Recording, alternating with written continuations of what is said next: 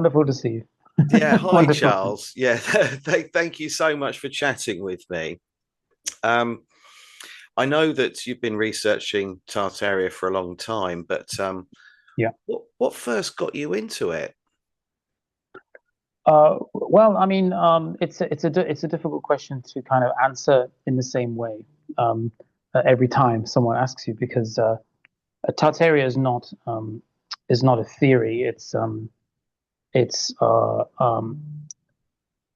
this Age of Aquarius type consciousness that we're now uncovering a new stage in human evolution, which means all the old tricks don't work anymore.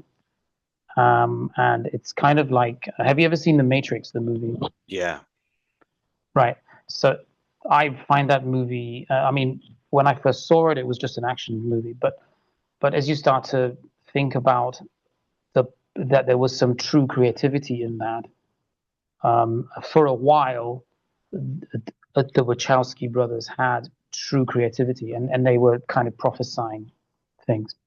Now, if you don't appreciate the powers of intuition, you kind of lose them. And that power, when it leaves you, it goes to other people. It goes to either the next generation or to somebody who's waiting to do something with it. And that movie was so powerful because it's kind of laid the foundation for something that I then later kind of started to almost feel comfortable thinking about. So if someone says Tartaria, or someone says mud floods, or someone says uh, like Moorish Empire, or if someone says, you know, what's the true history of like ancient cities in America, um, uh, it's it's not something that you're going to think, oh, there's no way I can understand that. I'm not a historian. I'm not an architect. So, so I think if you change your opinion, your perspective, then the truth will come because the truth is trying to find you. It's going to meet you halfway. And looking into Tartaria felt like a bit of an embarrassing thing. For many years, I was like, oh, I don't want to be associated with that. It's embarrassing. People, really? yeah, it was for a long time. It's Mm, like almost every theory starts off with you're an idiot if you believe that. yeah, But you have to break through that. You have to break through that kind of like fourth wall, that extra dimension. You have to find a way through. Um, and when you get through that 60th parallel, that sort of not caring what other people think, and you look into it for yourself, and you suddenly realize, oh my God, there's a lot of stuff here. There's a royal family here. There's a specific approach to water irrigation. There's like there's sigils and symbols and emperors and generals, and they achieved great things, and they were associated with this empire. And what multiple European civilizations drew maps over hundreds of years, incorporating this empire that was vast in its prowess. And why would you delete that from history? Why would I never learn about that at school? Why would none of the art during the Renaissance be associated with the origin of where the artists came from? yeah, And where is the real history? Like what how can we find it? And then you suddenly realize there was a flood. And then you link that up with like other religious scriptures or the Bible, and then it does make sense. But then you don't realize the timeline is wrong, and yes, it doesn't end because every answer that you find gives you the confidence to find the next one.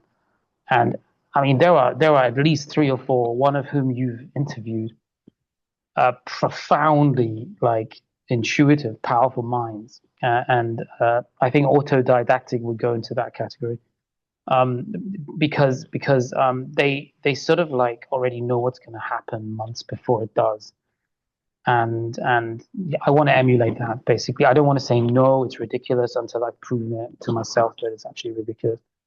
So yeah, do you is that find that yeah, it's yeah a good answer. Do you find that if you if you raise the subject of Tartary with someone who's not heard of it before, they just look at you in disbelief, but they can't begin yeah to get their head around how an empire could be completely deleted and why someone would do that, or why a group of people might want to do that. That's one of the hurdles I've had. Do you find that too? Yeah, yeah. I mean, I've heard those probably 100 times. Yeah. I mean, I do want people to realize that these are theories. Um, and even if I offer somebody proof, if they already have that kind of gaslighting nature where they're at the very early stages of understanding something, and they might never continue to research it. They might forget about it the next day. You don't want to waste too much energy on that. I mean, if it's somebody that you like or somebody that's part of your family, then I think don't talk about it. You know, talk about the things that are right in that context. Don't try to force people to go through that because it's not human nature. The survival of the human race depends on this initial anger at somebody trying to destroy your view of reality. It's a survival instinct. You can't change that. It's the very thing that put you into onto this path. So you can't force people to accept things. You have to give them something to think about. Like I like to talk about, for example, here are 300 maps that all have the same, empire labeled very clearly. Here's the flag. Here is an encyclopedia page from 1800s. There you go. Do you want any more information, or do you just want to belittle me or insult me? Um, Yeah. and I relish it because there is that kind of because I've been down that path, so I know what they're thinking. I know. I mean, some people just get angry, and then you realize maybe they are like maybe they're like designated opposition almost. They're like they already know Yes. everything, and they've been sent to kind of pretend because it's not about them and me anymore. It's a game about everyone who's observing the situation. And I think when you put that information into online through social media, people will contribute. And the most powerful research that I've done has been because of people contributing, commenting, saying, "Oh, that's good. You've done that. Well done. Look into this. Mm. Here's a name for you. Here's a book. Here's a Yes. reference. Here's a link." And then you're like, and then you hit the link, and you're like, "Oh, they probably." And then, whoa, oh my God, okay, I have to evolve now. I have to go to the next stage. And I think a lot of people who've been maybe playing computer games or who like to read, they already have those skills, the problem solving skills. So your brain is already ready to kind of look at different mediums, look at like video footage, look at you know how to screen grab, you know how to Yeah. embed a link, you know that there's going to be people doing AI pictures of things to kind of throw you off, and it's a very I mean, you can get thrown off and they can throw you off successfully, but it's still in your head and you might go back because you know deep down inside something's wrong. If Mm. someone sends you a construction photo of the St. Louis exposition, right, the purchase, St. Louis purchase, Yeah. and you know that every single pillar is cut in exactly the same place, all along the line, and the metal supports inside the pillars are exactly perfect, every single image. Then you start to think, well, I didn't see this picture 3 years ago when I started looking into this. So, Yeah. Yeah. and then it's like, well, it's a little bit too clear. There's no imperfections anymore. There used to be like Gadara, like those Gadara types where they use silver and magnesium, and these people were like poisoning themselves to, you know, develop these early photos in the 1800s. And there was always imperfections, and suddenly there aren't any. It's a little bit too Yeah. crisp, a little bit too clear. And but at the same time, I'm thinking, oh damn, this guy's really worked hard. Like maybe someone's like, paying him a lot of money to create these images, and I'm like, maybe I shouldn't challenge him directly because uh, but I think like sometimes I sort of don't I don't want to believe it as well. There is a fear. Sometimes we're more scared of being right than being wrong. You Yeah, the see? ramifications of all of this Yeah, coming out. I mean, it right. rewrites history, and I, And I then you're like, often think, yeah, you imagine if you've just qualified as a lecturer, Right. of history, and let's say, for example, Russian history, and you're about to Right. start lecturing at a prestigious university, and then all of a sudden this is revealed to be fact, and Mm. everything that you stand for, everything you believe, and what you've trained for and studied is Yeah. dismissed overnight. It's gone. The ramifications Mm. are incredible, and of course, it then throws everything else out. I mean, you mentioned the Yeah. timeline earlier on. I do Yeah. believe the timeline's been falsified. I've looked into Anatoly Fomenko's work, and I do believe Mm. that has been falsified. What are your Yeah. views on that?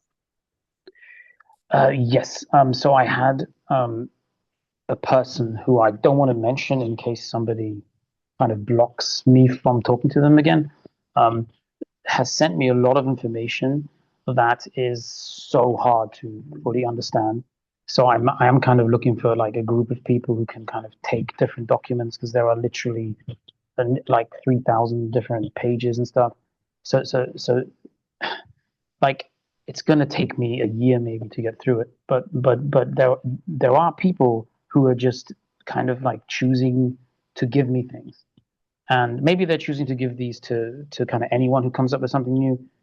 But just reading the first 52 pages I've read, and uh, I know now something that I don't think any other person knows, and that's really exciting. So I try to slowly feed that in and see if anyone else kind of has that already, that knowledge, and then kind of contacts me and adds something. Because to like the main motivation for, and I don't care who you are, the main motivation is to know the truth and to show people Mm, that you are intelligent. And I don't care if it's the 1600s or it's 711 AD. Like, you want to prove. It doesn't matter if you're a Socrate or you're a TikToker. You want to prove something about yourself, your intuition, and you want to do this because you get blessings from your ancestors. And I don't care if you're Christian, Seventh Day Adventist, Buddhist, monk. Everyone wants that. It's the driving force, I think.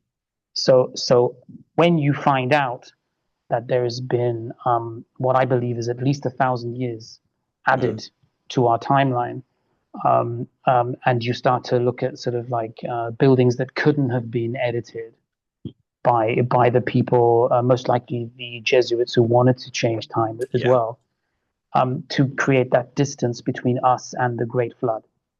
And yeah, it's that simple, to create distance between us and the flood.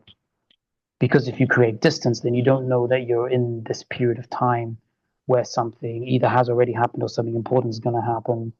And because that gives such relevance to the Bible, that gives such relevance to why there are churches in places where they shouldn't be, or why things look really old but you're told they're not. And yeah, and I think, and it also helps you understand like where this technology came from. You know, who were the people? Was there enough time for people to move to this part of the world and build up a whole new empire? And if there wasn't, that means that Vikings, Romans maybe existed at the same time. That means that it's not that long ago when your ancestors um, uh, were a different color, or it's not that long ago when these empires were built. And if that is a fact, then if there isn't that much time, then what you're doing right now is so much more important, yeah, because you thought you were already past that, you know. And a lot of people jump on a bandwagon with something, something that they hear, and I think you stop doing that after a while if you're really researching anything like this, like Tartaria, because you suddenly realize, hang on, that's always been a mistake throughout history, to just agree with something because it sounds like a good idea. And it's the repetition of these tricks, the repetition of like removing something from history because it's really important. So maybe you're not removing it at all, you're just changing the name.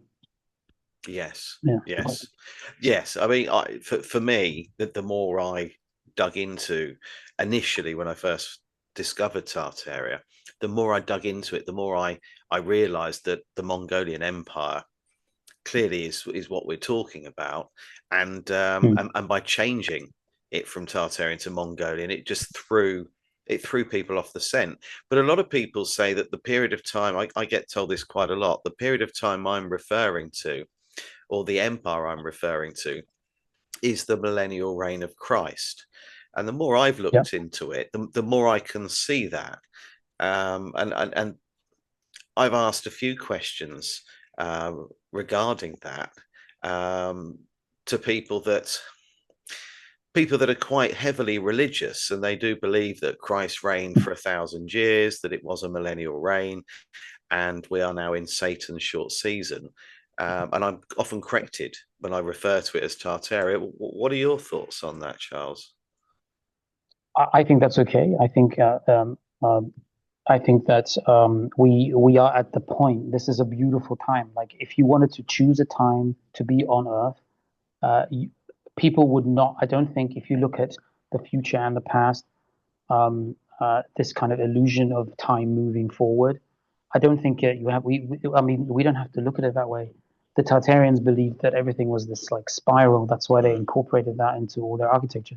So, so if we look at time this way, it's no different than looking at time this way.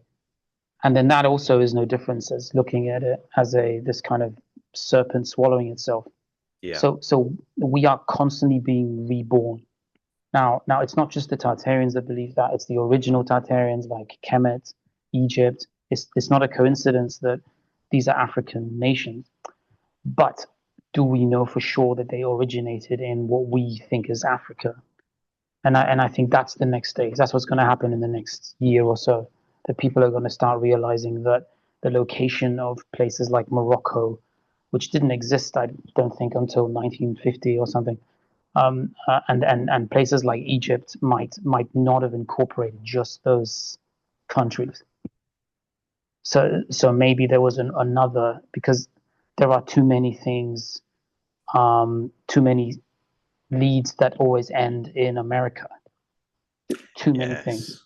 yes, Too many yes, star forts, too many ancient structures, yeah, too much symbolism. I mean, the simple geometry of buildings in, like, for example, Washington, mm, Olympia, tiny town, got this massive marble palace. Across from the street, there's like a Roman Senate building, solid marble, the whole thing. Um, and it's incredibly concerning because it means that as soon as you think you know everything, you're not even at the beginning of this journey. Like mm, there's places you haven't even seen, people that have never bothered to pick up a phone, take a photo, you know. And I think America is going to be in a very important part of this yeah, history of Tartaria, and I think, and it's obviously China. I mean, the Great Wall of China, Great Wall of Tartaria was obviously structured to keep out this southern sea dwelling kind of empire, China. But every time we talk about anything historic that's East Asia, we say Chinese, right? yeah, And it's like dominoes now. We have to pick them back up and we have to say, look, treasure ships of China were probably treasure ships of Tartaria. Great empires, great emperors like Genghis Khan were probably not called Mongolians. no, no, Maybe they were. Maybe Tamerlane was not like a black skinned guy. Maybe he was blonde. Maybe he was the Aryan that joined up with the Tartar with a because tar yeah, also has a meaning. It has an actual meaning. It's a color. So it's like the Moors also has a meaning. It's a color. And but all of this information gets stolen once you decide to use that word to describe other things. Like for example, the Moors are a dark earth, a black earth. In the UK, that's how you describe like soggy bogland, right? So yeah, yeah, so it's obviously the color. Nobody can take that away. That's the historic color. And then when you look into Spain and Portugal and Europe, you suddenly realize that was one empire. That whole thing, all of Europe was one empire, and you can still Like there's the Thespian Legion, there's like Roman Moors that like it couldn't have just been one country that was formed in the 1950s, you know. Yeah. So there was some the name has been given to it, and I don't want to take away anyone's culture. Like that's the name, but there's much more to it than that. It's not just one country, and then some kind of cuisine changed hands on the Silk Route. It's not enough. Yeah. Too many things happen. Too many things change. I've Then heard there's Mauritania. Yeah. I was just going to say about the Tartarians. I've got hundreds of old books that I and dozens of encyclopedias I go through, and I've seen in several where they actually refer to a race of people as the Tartar Aryans. And someone Yeah. said to me, "Well, that's the Aryan race. You're talking about the Aryan race there. Um, Mm. maybe that's the case, but have you seen that as well? The Tartar Yeah. Aryans, yeah." Yeah. Yeah. One of my uncles bought me a couple of really old books. They weren't the books that I was reading because my family is like German, Scottish, Taiwanese. It's really crazy. But I was reading a book, and it got me looking into like these people that were deformed, or that we consider to be deformed. Hmm. It was kind of like a monster encyclopedia, and at no point did it say that this was a deformation or that this was fiction. It was This was a very well published book. It had gold leaf, the whole thing. This was not Somebody was not writing fiction here. Somebody was not pretending, you know. And that's when I realized that the Berbers were actually Bavarian dog people, and that's the most Right. extreme, ridiculous thing to say, right? No, it's But not. No, I'm but with it's not. you. It's not because in the end, when you find out that almost every great empire had some kind of castle with people that had dog faces, Yeah, and they weren't treated like deformities. They were treated like just somebody you trade with, or somebody you meet. There were never many of them, but they were obviously a threat. They obviously were attacked by the Roman Empire, and that's also been deleted. So if they can delete all of that, I mean, like this, there's a German book where there's this like cynocephali, they're called, holding some hand up like this. And if you compare that to the Berlin bear, it's exactly the same posture, yeah, exactly the same creature. And if you look at the anatomy of the Berlin bear, it's not a bear. We just forgot there was something happened, some yeah. terrible reset happened. We lost all the information, and now we're maybe I don't know, third generation maybe after that. It wasn't long ago, you know, and and we have to rekindle that kind of. We can't learn anything. We can only remember what's already there, Yeah. you know, and Have you? and and yeah, I found that one of the things that first interested me with Tartaria, with the symbology, is seeing the griffin, and then the more I looked, the yeah, more I would see the dragons as well, and I started to realize, well, not necessarily realize because I can't prove any of this, but I started to believe that what I grew up to be told was mythology appeared more, the more I researched, appeared more to be factual almost every day, and that things that I'd dismissed or grown up to dismiss and just brush off as being, well, they couldn't possibly have had a mermaid, they couldn't possibly have been a cyclops, and then started to question the whole dinosaur thing with it as well, and started to wonder whether or not when they dug up the fossilization of a what we believe to be a T-Rex, for example, that actually what they had found there was bones that actually belonged to a dragon or a griffin or a mythological beast that, as we would call them today. And we got this sudden narrative of dinosaurs, but actually it was giants and other mythological, so-called mythological creatures that they were uncovering, and that the dinosaurs perhaps were just a false flag, a misdirection, something that never actually happened. And I started to question that, and I still do right now, that I think that dinosaurs might be a way of them covering up for the fact that there were these mythological creatures actually roaming the earth. yeah, yeah, absolutely. Yeah, I mean there are there. there's another guy here in Taiwan who's done a really good uh, coverage of all the proof of dinosaurs throughout history, and there is a lot of proof. There are a lot of sort of he the guy's YouTube channel is White Rabbit, I think it's White Rabbit, yeah. Right, right, Um, right. Okay. yeah, and he I mean found a lot of interesting oil paintings, like medieval Renaissance oil paintings.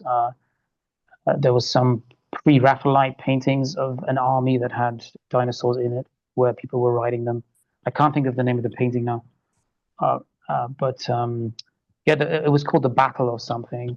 And obviously, then you have the Ishtar Gate in the original Samarkand, is it, or Babylon? Yeah. So you have that. I mean, you have sculptures in the actual wall, which are obviously dinosaurs. I mean, some of them I think are very similar to what we would consider to be dinosaurs. Yeah. But the knowledge of that structure, the anatomy, should not exist in a city that was built, So, 3,000 yeah. years ago, right? So, I mean, Ishtar Gate, that's Babylon. That's the like the first large civilized city, and they were obviously highly educated people that built our zodiac, mapped the stars. That's what they were fascinated about in.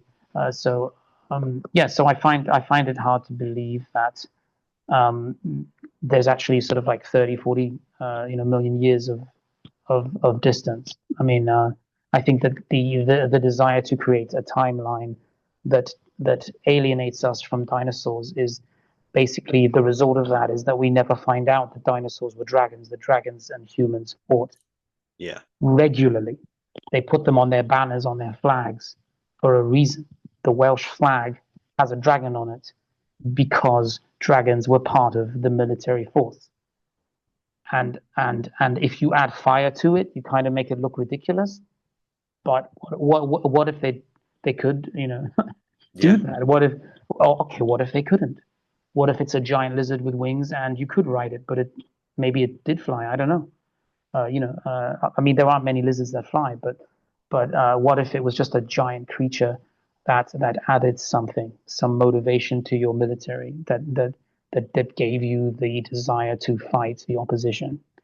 And the first time you see a Moor on an elephant, and you're a Roman legion, you're going to have exactly the same response. You're going to think this thing probably squirts fire out of its trunk, right? Yes. Yeah.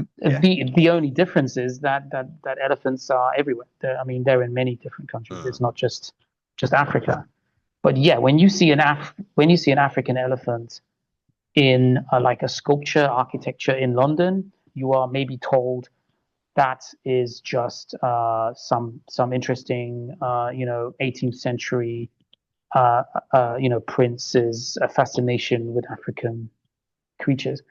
But if the timeline is more accurate, it suddenly becomes that's the remainder, that's something left over from the Moorish Empire or the Tartarian Empire that built this, and this. And suddenly Yeah. everything becomes more fascinating, more inspiring. You start to realize that maybe there were large cities in Ethiopia, Benin, um, um, Algeria, Morocco, Tunisia. I mean, maybe all these empires were where the first universities came from, the first architecture came from, where rooms were not square shapes, trapping your energy, but where actually they were celebrating the human, energy, electric energy, and that's just fascinating Mm. because you can then look into everything else. You can look into farming, irrigation. You can look into mooring towers. Why are they called mooring towers? The airship towers. They could be called absolutely anything. You could call They them could. anything. You I could call think them, lighthouses as well. When I see a lighthouse, I often wonder if that actually was originally intended to be a lighthouse for guiding yeah. ships, or are they, again, are they mooring masts? Is that what they are? Are these docking Mm. stations for airships, or guidance for airships? Um, with regard to the dragons fighting alongside us, we've been taught. I mean, if you pick any fable or Mm. story that involves giants, whether it's David and Goliath or Jack and the Beanstalk, they're always seen as our enemy. They're always seen as sort of some evil being. But I believe, from what I've read and looked into, that actually the giants fought alongside us, that we lived together. Of course. I mean, our kings were always giants. They were the strongest people. They were the ones you would follow. If you look at like Roman emperors like Maximus, he had that name. He had the name Maximus. Mm, That's where we get the name Maximum from, because he was taller than everyone and he could bash their skulls together if he chose to. So he was yeah. the king. It's often like that. Like I think Julius Caesar was a very giant, black-skinned man that the Senate didn't want to accept because he looked like, the enemy. Mm, But so he invaded the city and took over. And how would you get people together to stab someone? Racism is the yeah. oldest divider in every empire. Every empire fell because of racism. That's always how it works. Yeah. One person, one side, the other side, different color hair, different culture, different diet. Yeah. So I mean, I think there's so many things that we are about to find out. Like, I mean, so many things that are going to really change reality, big time. Like the age of Aquarius is no joke. We are all 80% water. There's no way out. Like we are going to have to face this head on. And if you start to understand that water moves in a different way in Asia than it does in the West, Yes. like your brain. I mean, your brain. Why not get a powerful brain? You know, why not? What else is there? Like you want to like work your ass off your whole life, and then lose everything because of some virus or something. It's like I mean, hopefully, I think people will use this information to improve our life, to improve our quality of life. Maybe this information does have some greater purpose to help you sort of make money in some way, or help people that are poor and but there's a reason why this works, because they've been using it on us to get us attracted to movies, attracted to stories. It's in every story. Have you ever seen He-Man since you woke up? Like, have you seen No, like no, I haven't. look at like the Smurfs since you woke up? They're all Berbers. They're all they have the hats. Like revisit old information you were given. Like just Yeah. like even fairy tales. Almost every fairy tale is. I mean, even like the word Moors is used quite often. I mean, some like of the older cartoons are like quite sort of racist and sexist, and it's quite difficult to watch. But Yes, Disney in particular. Disney yeah, really Disney did. in particular, Yeah. Disney doesn't age that well sometimes. But even like I watched The Prince of Egypt again with Val Kilmer doing the voice, and Hmm. there's so much stuff in there, like deep stuff. Even the Hebrew, because they're trying to write the Hebrew like it's numbers, and in the end, Moses goes back to the golden calf. I didn't know that was in the film, and so there's all kinds of stuff in there. Like I think it's been hidden throughout movies for a long time, and I Well, think someone wants us to know the truth. And maybe we're still being ruled by the Moors, but we just don't know it. Maybe they've all bleached their skin. Maybe there is genetic engineering going on. With I mean, as you're obviously very interested in the cloning side of the world fairs and the incubator babies and that. So I mean, maybe there is some technology that's hidden from us, but maybe it's all much simpler than we think. Sometimes it's yes, all illusion, illusion, illusion. Masquerade, masquerade. we're So overcomplicating it, perhaps. yeah, It's sometimes yeah. interesting when you mention the movies because the other day I showed someone just a screenshot from Back to the Future where Marty Oh yeah, he's and Doc they're hooking the the kit, the flux capacitor, and all of the kit. yeah, They're hooking it up to the clock tower, and they're waiting for a right. lightning strike. And I thought, if ever you wanted to It's so see, obvious, right? yeah, harnessing energy, if ever you wanted to see that, it's all in plain sight. And it's like with what you mentioned, the Matrix earlier on. Keanu Yeah, Reeves famously said that that was not a film; that was a documentary. yeah. I mean, yeah, Keanu Reeves is an interesting. I mean, a lot of these actors have already sort of proven themselves in some way. Like, they're very intelligent, very esoteric people. If you push them, like when they do sort of let their guard down, you suddenly realize these are very intelligent people. They weren't chosen for these roles just by accident or because they look Mm. nice or something. No, Like no. yeah, like Morgan Freeman, dangerous man. When he opens his mouth, you don't know what's going to come out. No. Denzel Washington, Denzel Washington stood outside the Sphinx in Egypt, did a whole video when he was a kid about look at his face, look at his lips. Who does that look like? Like he Yeah. did this when he was a kid. These are dangerous people, and they've been given something to keep them quiet, like fame. Maybe in the end, that's the game. That's the game we're playing. There's no accidents here. Like Jamie Foxx did the same thing. Yes. And he's now he's been well, the conspiracy surrounding him that he's been cloned Yeah, yeah. and it's funny. I don't know if you have you ever looked into Donald Marshall? Have you heard the No, name? So no, I Donald, haven't. he came out a while ago, and around 2002, he first started saying that they were cloning, and that these celebrities, whether they're a musician or an actor, that when they sold their soul to the devil, actually what Mm. they were doing was signing over to the Illuminati, and he does state the Illuminati, that they were given permission for the Illuminati to make a clone of them. And these were all being Oh, okay. created in dumb stations throughout the world.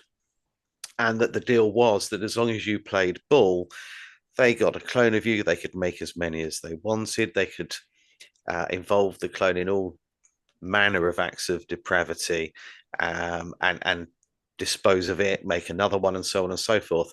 And as long as you played ball and did what you were told, nothing would happen. But the moment you decided to, perhaps you wanted to quit the music business, or you had a falling out with the Illuminati, you Yeah, couldn't cope with the pressure anymore, that what they would start doing is whenever they harmed the clone, they would upload the memory from the clone into you during REM stage of sleep. So you would right. wake with the trauma and the memory of what the clone experienced while you were sleeping. Okay, yeah, that's dark. Yeah. Yeah, and he was saying that any celebrity you can pick, they'll often say that they sold their soul to the devil. Um, and I wonder if that actually is why, as you mentioned earlier on with Morgan Freeman, Mm. how you go from standing at the Sphinx saying, look at the mouth, look at the nose, to suddenly becoming a household name, one of the most famous actors in the world. How does Yeah. that happen? And people like Okay. Denzel Yeah, Washington and interesting. so on, have they been approached? Have they been told, look, we're going to make you rich, we're going to make you famous, but you're going to follow these rules and you're not going to talk about this, this, and this? Right, right. Well, I think first of all, if you look at like the population of the planet, which is obviously not correct, but Mm, let's say you have like I don't know 300 million people, right?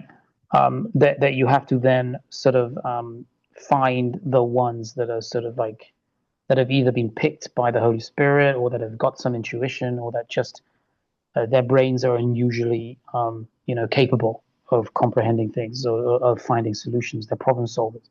Maybe they've been through a lot of stress, so they've got suppressed memory.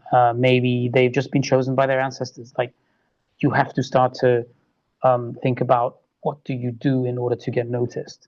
mm, Now, if you're not noticed, if you're just in the wrong place at the wrong time, I don't think you'll get some great offer to be famous or to be a multi-billionaire. I think you have to have something that you can be blackmailed with. You see, mm, and I think that's when you get things like the Epstein Island, when they're yeah. basically they have to go there, they have to do such and such, the most horrific thing you can imagine, something that you don't want to imagine is possible. But even just having that out in the open on the news and having constant things happening on the news every day, like earthquakes, tsunamis, mass shootings, wars, right? That is what affects your ability to ever wake up because you and I think that's what the devil would be. I think if the devil is anything, it's not something that's going to physically kill you because if the devil could do that, there wouldn't be anyone. You see what I mean? Yeah. So we would all die within a second, like Thanos, like Satan, like Yeah. would click his fingers, and it wouldn't be half of humanity; it would be everyone dead. So if the devil can't kill you, what does that actually mean about you? Like what is going on here? Well, it's a game of the mind. It's an argument. You see what I'm saying? That's the Mm. logic. That's very basic logic, but basic logic is so hard to find these days. Like most people are distracted all the time. So when you focus on this one truth that you have, which is if you know the Bible, you're probably going to be okay because you understand that there are things more powerful than even the worst evil. Now, why are we constantly being told that you're in danger, you could die tomorrow, things could be natural disasters, earthquakes, whatever, viruses, disease, you know? Well, how about you ignore all of that and just listen to yourself? It's called meditation in Mm. Buddhism. Listen to yourself. The answers are there. Why is it bad for you to walk up a mountain and suddenly one of your knees gives way and you're in pain? Now, a very low frequency person, like a root chakra kind of level person, is going to say, "Oh, my knees aren't good enough. Damn, I'm imperfect." But it's not about that. It's not about your knee giving way for a while and then it heals itself. It's about your body telling you that you're doing too much. The damage is going to be far more severe if you continue up this mountain. Yeah, other things are going to start malfunctioning, not just your knee's going to hurt. Do you see what I mean? Yeah. So every time, let's say the first ever child has their milk teeth fall out, the whole family's in an uproar, like, "Oh my God, we've never seen this before. This is terrible. You're dying. You're dying. You need to stay in a room. We need to lock you away." It's kind of like that. It's like if you've experienced that as a child, you can teach the next generation. But if you stop experiencing things because your job is always the same, your diet is exactly the same, you still go out drinking with your friends, you haven't started reading books, you haven't started looking into anything, you haven't started to accept that there's a reason why you're here. Maybe you chose this life. Maybe your friends are actually your enemies. Yeah, maybe the negative energy is allowed to exist to bring out your real self, your inner self, to teach you something that you will remember, even if your superficial, long-term, short-term memory has been taken away. You see? So if you are Yeah. such a big problem and there is a devil and there are demons and there are fallen angels and their offspring, right? If you are so evil and he hates you so much, then how could you open the Bible? How could you do something good for someone? How could you do research online? Is the internet evil? It's easy to say that because then you don't have to look at it. You don't have to think about it. You don't have to learn about it. Yeah. Or maybe God is everywhere. Maybe positive energy is everywhere. Maybe a child cries so that child can be happy. Maybe if we are never kind of unhappy. I mean, this is very almost like Buddhist. I'm almost sounding like I'm Yeah. teaching you Buddhism. It is Yeah, but kind you're of Buddhism. right. Yeah. Yeah, yeah. But It's the yeah, yin yang. To truly appreciate happiness, you have to have experienced sadness, deep yeah, despair. Otherwise, if only ever good things happen and come your way, and you're surrounded by good fortune mm, permanently, then it would become nothing. You wouldn't appreciate it. It would no longer have a yeah. meaning. It's just expected. And I no, I totally agree. One thing that before I forget, I need to ask you, and this is something that I am on the fence with. I've got no idea. The whole flat Earth, spherical Earth. What do you think is going on there? Do you think that this has just been thrown out there? Do you think it's something we should be looking into? Does it matter anyway? What are your thoughts on that, Charles? Well, I've spent so much time researching the Moors in Tartaria. I haven't had much time to look into, necessarily every theory. But okay. Um, so we live in a world right now where the richest, most powerful people are flying rockets into depending on what you believe, into space or the firmament, right? So um, if that's what's happening right now, if that's the place that we're in, um, what can we accomplish by challenging it? I mean, it's not going to. They're not going to suddenly. I mean, let's say you believe the Earth is a ball, and you're a globe earther, as it were. Mm. then what does that change about your perception of reality? Does that change the way you view your everyday life? Um, it might make you more accepting of large amounts of money going into space research, right? And you may get benefits from that because people will accept what you feel and think because it's all based on that concept.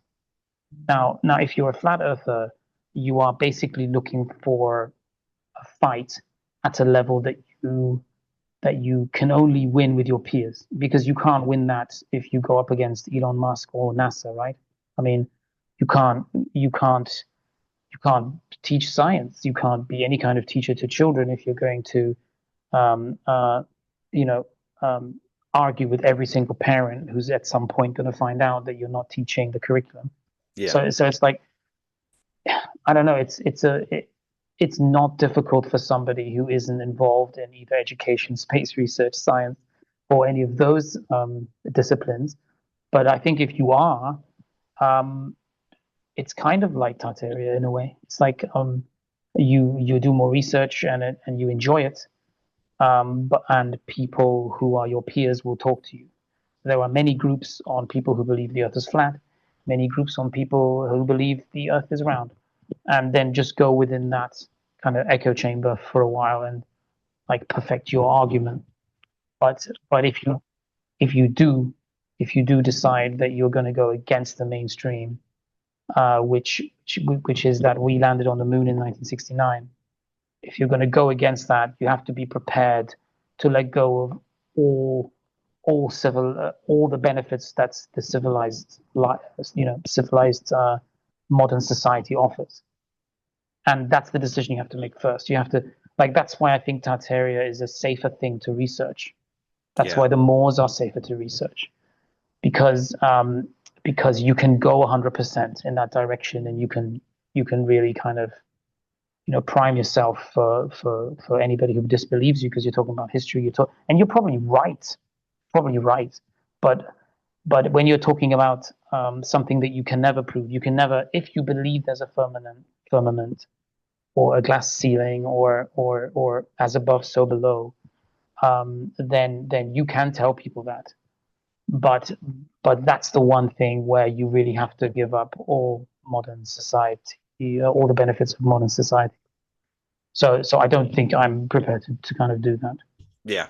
Because if I was to go flat Earth, it would be like somebody's coming after me, like the government or somebody, like somebody's really trying to destroy my life. And then I would say, look, like, okay, here I'm gonna go 100%.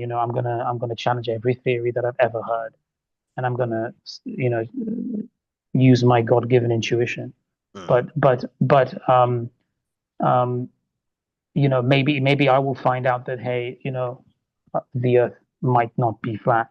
I mean, the Earth might be a ball. It might be an oblique spheroid now, I think is the new term. So Yeah. yeah, I so did I'm, hear an I'm following the interesting. research. Yeah. I accidentally went to see. Did you ever hear of a TV show called Trigger Happy TV? Yes. Um, Yeah. yeah, so I accidentally went to see Dom Jolly. He's been doing a tour of the UK, and it was on Okay. conspiracy theories. And somebody said to me, I bought you a ticket. I'd like you to come along right up your street.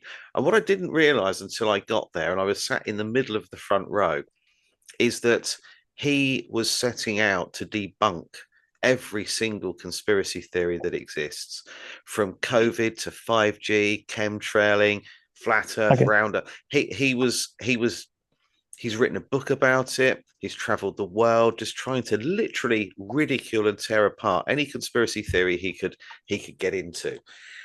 And I didn't realize that until about 5 minutes into it. And I sort of suddenly came to the conclusion that I was in the wrong building. I shouldn't have been there. And he turned around and he said, there's someone in the front row that's a conspiracy theorist and they've written a book. What? That's Yeah. interesting. Wow. Yeah. That's exciting. And but he didn't know who I was, so I raised my hand, and he started asking me questions about Tartaria, and I gave him the basics, but I didn't want to get into a bit of a debate because 5 minutes earlier I would have been up for it, but I very quickly realised, having heard what he had to say at the start, that I was in the wrong building, and everybody there was laughing at every conspiracy theory that he threw up. And he said, for example, with chemtrails, we all know they're not chemtrails. We know it's condensation. And I thought, you need to come to Devon and have a look up in the sky now and again, because there are checkerboards up there, and they stay up there for hours. This is not condensation. I know some of it is, but it tends to disperse quite quickly. But I said to him, "I'll talk to you. I'll talk to you later on after the show about my book, if you like." And he then threw one at me and said, "Denver International Airport." So I did some digging on Yeah, that, and it turns out that has got a lot of conspiracies attached to it. But what I mm, found, like you were saying, is I think you've got to pick your battles, and yeah, you do. you've also got to be careful what you bring up. And he was talking about flat Earth, round Earth, and I thought, this is not the time to raise my hand and say, I don't know, and I don't know which it is, because I haven't travelled. I haven't circumnavigated the Earth. I haven't done that. I haven't been to Antarctica. I haven't seen the ice wall for myself. I haven't travelled through it. So all of the people out there that say to me, well, it's definitely flat or it's definitely a sphere, couldn't possibly have that argument unless they had the technology or the capability to go and find Yeah, out. So right. I'm very Yeah. much on the fence. But what I wondered was, do you think that there could be continents out there beyond the ice walls, within the ice walls, that we aren't aware of? So first of all, we have to state that for entertainment purposes, we are talking about the North Pole as a ring of ice instead of a singular kind of continent surrounded by water. So so if that was to be the case, then obviously it would make a lot of sense for there to be more of that past that wall. And if you look at like Colonel Byrd's diaries, Mm, which are available. They are available. People say that they're not, so you would look for them. But there are diary pages. I mean, he says that there are structures, mm, that there is Greenland. Uh, but does that help a flat Earth theory? And I don't think it really necessarily does, because there could be rings around our known map, and then those were obviously explored. I think even the Nazis built bases there, underground bases. So you already have access to it. If you're like, I think the British, the Americans, the Russians, they all have access to it. So they know that there's more land there, and they also know that it's fertile land. It's not just some frozen waste, you know. So and that was all spoken about on many TV shows that you can easily find, where uh, an explorer, and I think his son also wrote a book about it, because he had a lot of access to his notes. And I think it's Colonel or General Byrd, and he flew over it. I mean, there's footage of him going there. You know, yeah, yeah, it's a I've seen it. bipedal plane, and it's Mm. pointing downwards. You can see everything. So it's not. I mean, there's a lot of old kind of and new AI which you have to kind of traverse that. But I think it's easier to tell Yeah. now what's AI. People are getting better at that. So yeah. I think it's certainly the whole AI has the whole AI thing has certainly made it harder now. My Yeah. first glance at some things, um, I don't know whether or not what I'm looking at is real. And it's funny, you mentioned earlier on, when you're looking at some of the buildings during the construction stage where everything looks so perfect. Often in these old photographs, we see the vanilla sky treatment. They Yeah. have, very early, what we would call early. It might have been around for a very, very long time, but photo manipulation, where they're just layering plate upon plate, or scratching and etching away at negatives, and sometimes drawing and painting onto them too, adding things. I've seen dozens where they've actually painted people and horses and other things on, and maybe missed out Yeah. a little bit of the edge of a tree that shouldn't be there, or part of a building, or some cables where there's still a bit of cable going through the image, and then suddenly there's nothing, and then a bit of cable again in front of a building, and they've not been very well doctored. So I think photo manipulation has been going on for a very long time, and that the skies are Yeah. always in the old photos that I know you're looking at the same stuff as me when we're looking at old pictures of world's fairs and buildings that we believe to be Tartarian. The sky's always white. You can't see anything at all. Yeah. Yeah, it's fascinating. Yeah, I mean, they obviously try to remove other buildings in the background. They didn't want people to see quite how big the cities were. I think that this all happened in a rush, though. The Yeah. way that they scratch out the negatives, and you can tell it's a scratch negative. They Mm. didn't really have powerful computers, but they did have computers long before we are told that they did. Sometimes there's like signs of computers, especially in like early German films have a lot of computer animation in them that just shouldn't exist, but it does. I think sometimes they're tempted to use the technology and they kind of like break the rules and they show you a little bit too much in like old films. Yeah. Um, they filmed entire scenes in the Grand Canyon, just massive staircases that I don't think were film sets. Real places, real sculptures, real like Egyptian and Sumerian things, gigantic Yeah. set pieces. And I think they were just sort of like they discovered something, filmed it, or took photos of it, and then used it to make as much money as they could, and then removed it and changed the history, changed the story. And So then we're so I no mean, longer allowed access to it. This happens a yeah, lot, doesn't it? All of a sudden, but the it's public impossible. aren't It's allowed impossible. anywhere. Yeah, it's impossible to stop people from finding things. People are good at that. Like I've people are, yeah. I've had somebody told me the other day that, and I wasn't aware of this because it's not something that I would look into, but all of the national parks in America, they said that dogs aren't allowed in them. Ah, yes, yeah, yeah. I Interesting. thought, Yeah. now why would that be? Why, But I there's only one wonder. reason. There's only one reason. Yeah. Bizarre, isn't it? And I'd never really considered it before. It wasn't a thing. I've not been to one. I've been to America several times, but never with a Yeah, yeah. dog, and never been to a national park either. And I thought, when you start looking into these things, the restrictions that are placed on us, and often buildings will suddenly become, um, UNESCO World Heritage sites, and we're not allowed on them. We're not allowed near them. We can't touch anything, and Yeah. that really is a red flag. Surely we should be questioning why all of a sudden someone's claimed to have found something there and now it's off limits. And I think that they've Yeah. overlooked and missed out quite a few anomalies that shouldn't be there, that they maybe didn't do such a great job of hiding a lot of the old world from us. Yeah. All over the place. Yeah. Yeah. I mean, I've found myself walking around, either on my own or with friends, like finding things that are like, hey, hang on a minute, that's, and then you take photos, you do a video, and then it's gone. A few months later, it's gone, and you're like, is that a coincidence? Or Mm, a lot of things have been rebuilt. Like things I've done videos of have been just restructured within less than a year.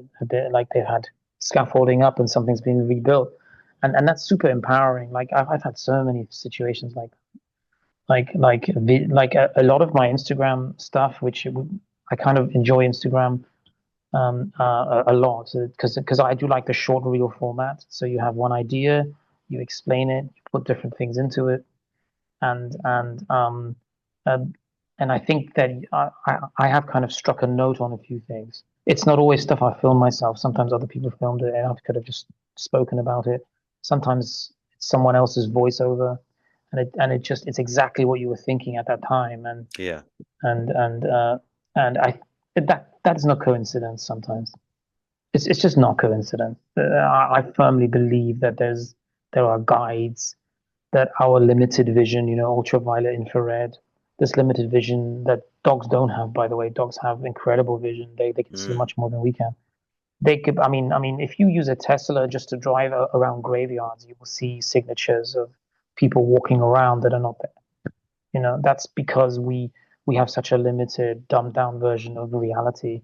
We don't know that incense can help us communicate with the spirit world. We don't know that there are heat signatures. We don't know why we turn around just when someone's looking at us, even though we have absolutely no Yes. vision or reflection of that person. There is a latent desire for our pineal gland to really awaken and decalcify, but you have to stop doing certain things that are wrong, things that Yeah. are limiting you. Like you have to start opening your mind instead of being defensive.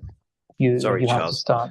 I'm just Yeah. going to turn the light on in here because it's getting dark outside now, and Oh, I've okay. been sat here Right. because I'm next to my house is on a farm, and it's in the middle of nowhere, in Yeah. Devon, middle of nowhere. There's nothing around, and while I've been talking to you, it's got darker and darker, and because I'm right next to a window, I've had some brilliant natural sunlight all day, Yeah. and it's going now. So I'm just going to turn the light on. Sorry.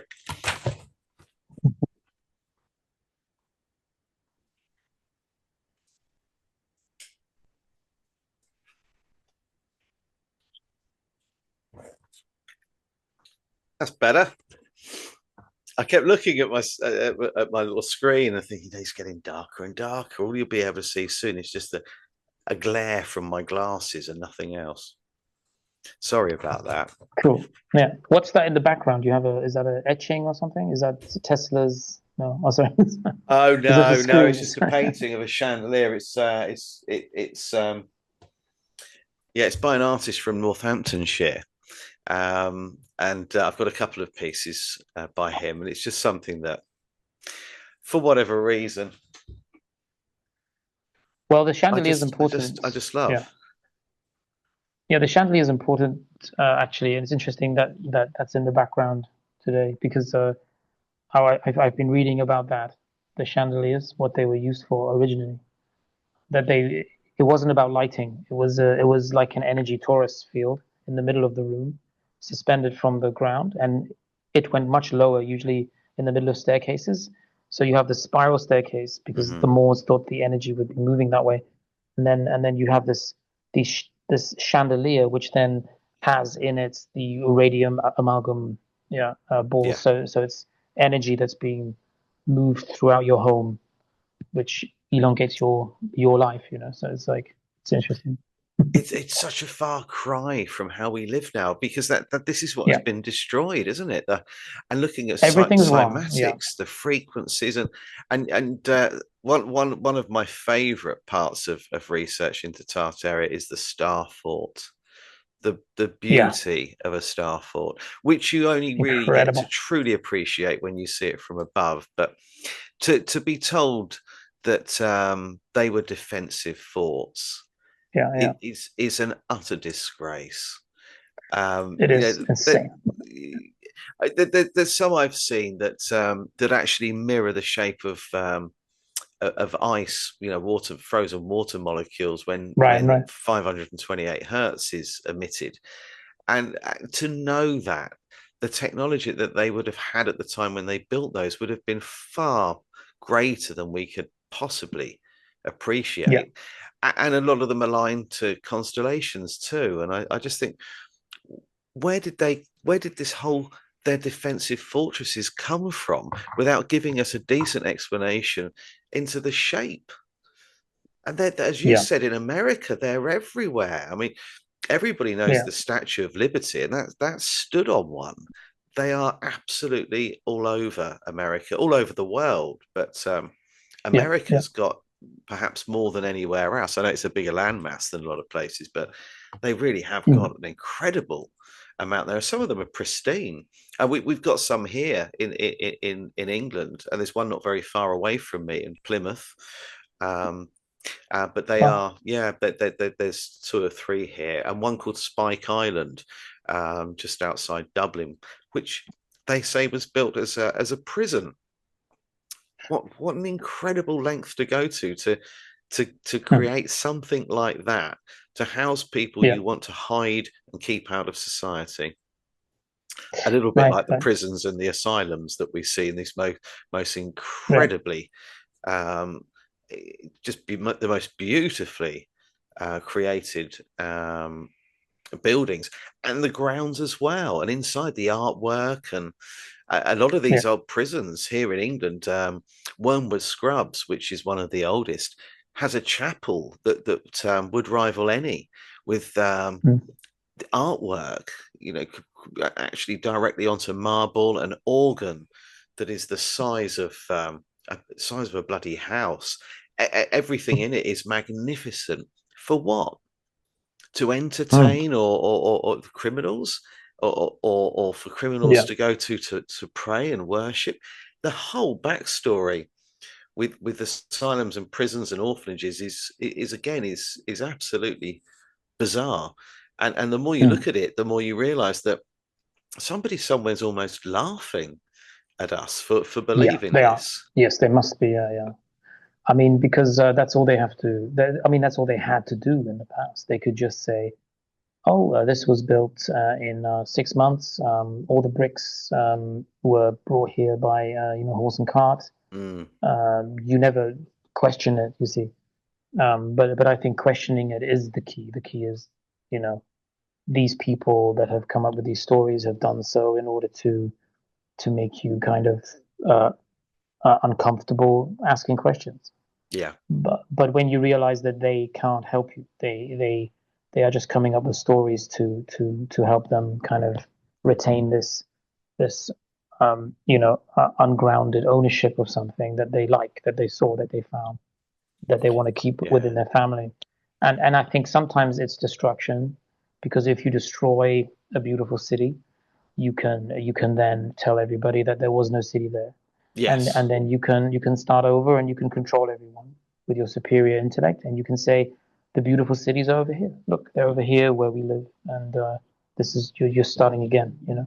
and with each Uh, generation, it's a generation removed from remembering what was there.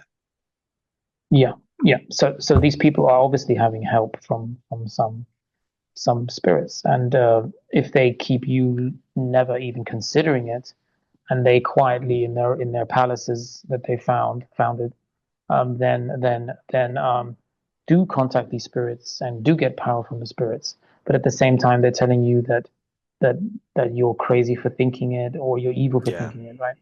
yeah, And then every actress starts talking about her memory being wiped and being cloned, and then all of a sudden you're like, oh, I couldn't be like that. I wouldn't accept that.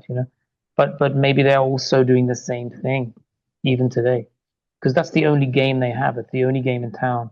It's the game of misdirection, misinformation. yeah, So you constantly are being told the most horrific stories. Um, uh, but if it was in a horror movie, you'd be laughing. It's all about mm, context. It's like, oh, this, he's been cloned. And then I think you do get these like crisis actors that end up showing up over and over again, and people didn't question anything. I mean, if like I think the further you go back, the less intuitive people are. They have other things to worry about, like learning how to read, or you know yes, so things have improved. Human I think human consciousness is improving, but we are not where we were. We are not at the point where we were. I think we were living longer, reading more. I think we had a lot mm. more intuition. I think we were healthier. I think we were bigger. you know um, I Oh think yeah, that we had higher oxygen levels, and I think we yes, understood nature. And and I think that and I think we understood maybe other things that we don't understand now, like maybe certain kinds of magic, and so we could maybe communicate with animals. I mean, every family had animals, every nation had some kind of animal. The Japanese Ainu people, they had a bear living with them from childhood up until adulthood. If you think about like miners used to have birds with them, right? So they yes, developed this relationship with birds, and then you have pigeon training. Like every house used to have little coops where the pigeons would kind of deliver messages, right? Carrier mm. pigeons. Yeah. And people like African families used to have, elephants and tigers, and there Yeah. wasn't fear of nature. You see, there are many photos of like princes having tigers. It was just something they had. I've seen It them was, riding lions. I've mm, seen pictures of yep. Ethiopian nobility actually riding lions, and Yeah, I think Mansa Musa, right? And like, yeah. So there's, uh, I think there are things that we've lost that we can't imagine yet. We don't understand why there's a lion in front of every building, even in Europe. It's not just Asia with the mm, with the food dogs, yeah. Uh, and yeah, a and lion and a unicorn quite often. right, unicorns too. I think maybe those could have been hunted to extinction. Um, there are just, I mean, there's a lot of documentation of things that is hidden from you, and there's a lot that's like part of it, your average history curriculum that you read once and then never think about again. And I think a lot of things in the Bible are worth revisiting. Like, Mm. for example, do you know much about Solomon, the lesser key of Solomon? A little bit, a little bit. But what I learned about Solomon was through when I knew bits and pieces, but actually I learned a lot more when I joined the Freemasons, which I Okay, I did um, 24 years ago. I mean, I don't go anymore. They wouldn't want me back, not after what I've written about them and what I've said and what I believe. Um, okay, but I learned a lot more about King Solomon and the Temple of Solomon and the architect Hiram Abiff, who time of birth, yeah, I learned a lot more once I did my third degree yeah, and became a okay. master Freemason. I learned a lot more then. So did you say third or 33rd? Oh, third. Yeah, Okay, third. 33rd's a Okay, close shot for someone okay, like okay. I'm me. trying to, Yeah, trying to, yeah. I would need the right pedigree, bloodline, or some serious wealth or power to be All getting right. anywhere up near there. It's a Yeah. closed shop. And I did when I joined, I really did believe that you could progress all the way. And then one day I found out that there aren't 33 degrees. There are 66. There are 33 light and then a separate 33 dark. So even if you Okay. were to get to the 33rd degree, there's another 33. And I think you really, that comes down to who you are, your family, your Okay. bloodline. It's a closed shop. Yeah, yeah. I think that's another big issue today that not many people know who they are, and they are being lied to about who they are. Mm, And I think everybody should try to research their lineage. But it's not easy. I mean, it can take you years to yeah, actually for things to make sense. But I think there are clues. I think sometimes there are parts of your family that maybe um, um, kind of will make sense. I believe in ancestors still helping you. Yeah. I had. And yeah, and they Sorry, don't Charles. leave. Yeah. Sorry, you were going to say. I was just going to say that, but for what I've been researching for the last about the last year is ancestry.com and have we been cloned and the orphan trains, where did they come from? And somebody I asked, I put a post up on Facebook saying, has anybody tried doing their genealogy through ancestry.com and hit a wall or found out something that they didn't know that changed everything? And one person sent me a message and said they didn't want to be named, they didn't want to appear in this book that I'm writing or in any research, and they sent me their grandparents' marriage certificate, and they were both born in Tartaria. Wow. Yeah, Wow. I mean, if that happens and you're already looking into it and you don't know why it's so interesting, that would absolutely blow your mind, wouldn't it? I yeah, mean, yeah. To see it in black and white. I yeah. mean, I know that I there haven't is in got to that point yet, Romania a but little town called Tartaria, but these were Tartarian. yeah, These yeah. stated that they were It's Tartarian. funny, some streets and town names can give you so much information because Mm, nobody cares about the name of the street and you can't change it because people live there. So some things will forever stay the same. Like even if you conquer a nation, changing street names can be a nightmare. Like, sometimes people go back to the old street names once you leave, you yeah. know. This has happened where my uncle is. I think some of the names were Russian, and then they went back to the old German kings. It's pretty interesting. And there was one place that I was researching near the Elephant and Castle. There's like a Mm. Moore Street. There's so many more references. It's crazy. Yeah, and yeah, So, just what fascinating. do you think that this is all going to come out sooner or later? Do you think that this is going to explode? Yeah, I've already.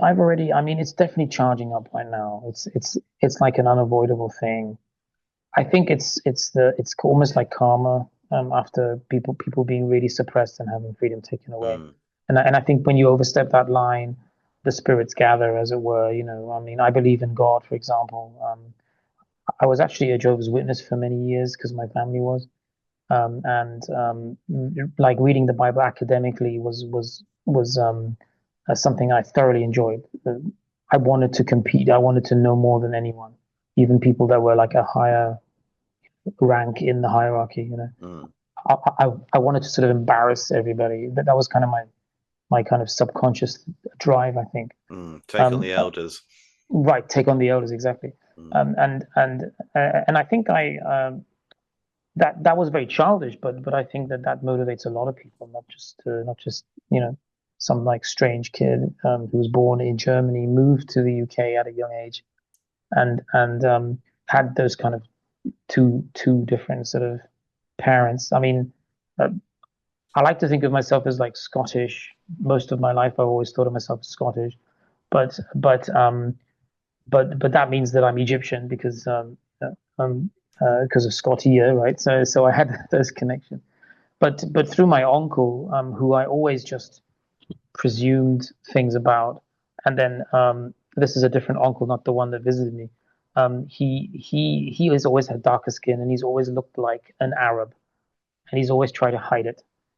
And I think that that is all that feels so scripted that I have Mm. an uncle who looks very Arabian, very kind of Iranian, and and um, and it's difficult sometimes. I don't know what insults people and what doesn't. Sometimes I do have some issues with like I don't want to disrespect anybody else's kind of heritage and culture, but I'm not sure what mine is yet. Do you know what I mean? So Yes, so how can I totally. be doing that? So Yeah, then you waste totally. so much time trying to convince people, look, I'm just genuinely, I've got to tell you, I have family in Canada. I have family somehow, in Japan. I don't, my mother lived in China. My father was a teacher in China, in my grandfather, sorry. But then I also have other parts of the family that I'm not biologically related to. Yeah. That I have like Anglo-Saxon family. I have Swiss family. I have an optician in Dresden, one of the oldest cities. Oh, wow. So so I have like I can go to these places and there's people that I know. It's pretty cool. So I have traveled to Germany um and if you travel to another country that has a lot of history and a lot of Tartarian history, and then you see and you touch the marble sculptures and the granites and the archways, and you know what to look for, and you know how long to stand in the archway, and you know what the dragon means, and you know what this giant kind of protector of the city, why he has that kind of helmet, and you understand the Fibonacci sequence, which I actually wanted to talk Mm. about with you, but we haven't had that much. I mean, we've just been moving between topics, but it's so We'll have much to more do this powerful. again. Mm. Yeah, it's so much more powerful when you see these buildings and you touch Mm. them, and then and then you do research and you realize what the original name was.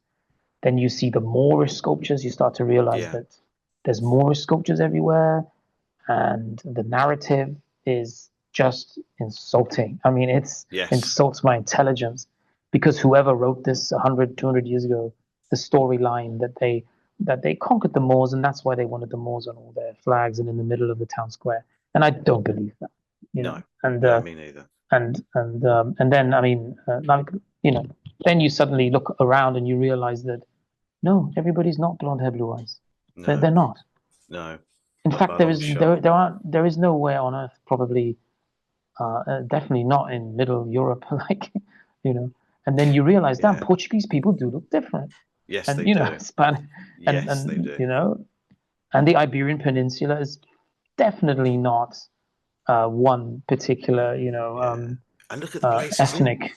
in Yeah, Portugal, like Sintra and Tamar. I mean, these are incredible, and cities. Yeah, they look they look like they've been picked up and placed there from somewhere else. yeah, They're not yeah, what yeah, we expect to see in the middle yeah. of Portugal. Yeah, Um, I have not been to Portugal, but the oh, it's places I've been beautiful. to in Spain, I've been to Palma a few times, Mm, and Madrid, and I went there as a kid with school. So, so it's so weird that we went there all the time mm, because because the connection between Spain and any kind of like sort of I mean my father lived as a child in South Africa, you know, like and I never really thought about like where do we really come from, mm, I mm, think we went to that town in Spain because we felt so happy there, yeah, because there was some latent genetic memory which I firmly believe in. yeah. And I You were think being my called desire back. to move and travel to Asia was always kind of growing up with Mm, images around me of like this land far away where the people, and always feeling kind of connected to that in some way. mm, Yeah, yeah, and even the food and the way food is prepared is so similar to the way my grandmother used to prepare food, and the parallels are insane. It's just crazy. It's like you think of China as pagodas, you think of like yeah, East Asian countries as pagodas, temples, and small sort of like slanted roofs. But when you get there and you find massive town halls built in a Greco-Roman style that are yeah. mud flooded, and then you Mm, find another one and another one, and they are not advertised when you get off the plane. It's not part of the tourist, tours. They are not trying to show you this, and yeah. and when you find it, and yeah, yeah, then you know you're right. You know something's wrong. You know that Mm. that's And it's they're complete everywhere. hogwash, right? Yeah, and they're everywhere. Like They even are. small cities, even Mm, small cities and small Asian islands, and then they tell you some narrative. The narrative over here, coincidentally, happens to be that the Japanese built it, and they wanted it to look like, but the Japanese were only here for 25, 30 years. Taiwan was not under Japanese control more than three mm, decades. So where were the resources? And then you find these aqueducts in the middle of mountain ranges. yeah.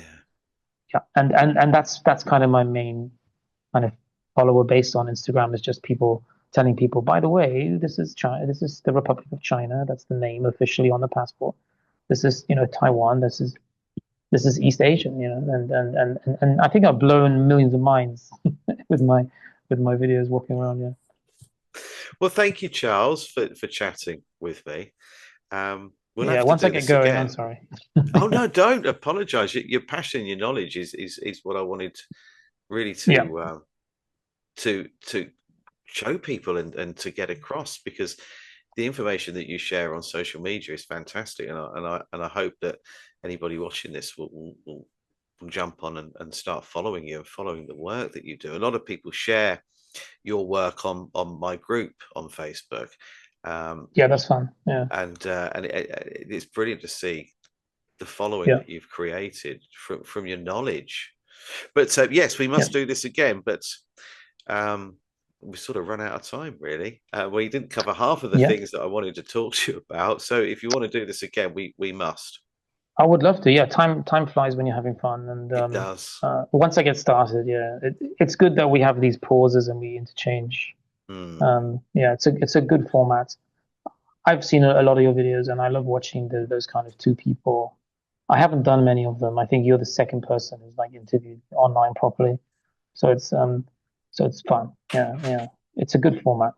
yeah. Well, I'm glad you took the time to chat with me. Anyway, for Yeah, now, Charles, thank you so much for your time. I know it's early hours in the yeah, morning there, so I hope you get a decent night's sleep. yeah, yeah. Don't worry. Yeah, it was nice chatting with you. Have a nice evening, and keep in touch. Yeah, Yes, I will. Thanks again, Charles. All the best for now.